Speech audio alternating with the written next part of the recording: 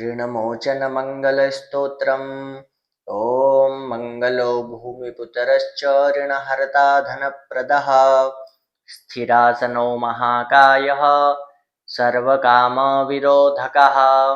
लोहितो लोहिताक्षश्च सामगानां कृपाकरः धरात्मजः कुजो भौमो भूतिदो भूमिनन्दनः अंगारको यमश्चैव सर्वरोगापहारकः वृष्टे कर्तापहर्ता च सर्वकामफलप्रदः एतानि कुजनामानि नित्यं यः श्रद्धया पठेत् ऋणं न जायते तस्य धनं शीघ्रमवाप्नुयात् धरणीगर्भसम्भूतं विद्युत्कान्तिसमप्रभं कुमारं शक्तिहस्तं च मङ्गलं प्रणमाम्यहम्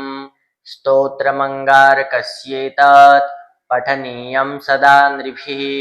न तेषां भौमजा पीडा स्वल्पापि भवति क्वचित् अंगारक महाभाग भगवन् भक्तवत्सल त्वां नमामि ममाशेष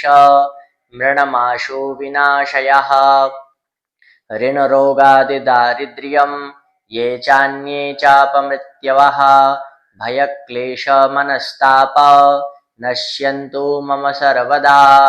अतिवक्रदुराराध्य भोगमुक्तजितात्मनः तुष्टो ददासि साम्राज्यं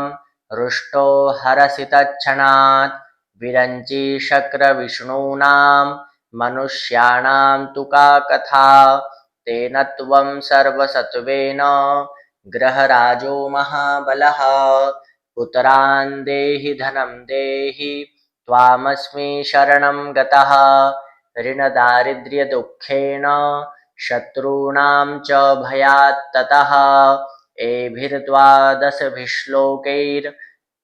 यः स्तौति च धरासुतं महतीं श्रियमाप्नोति यः परो धनदो युवा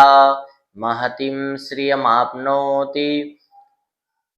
यः परो धनदो युवा ऋणमोचनमङ्गलस्तोत्रं सम्पूर्णम्।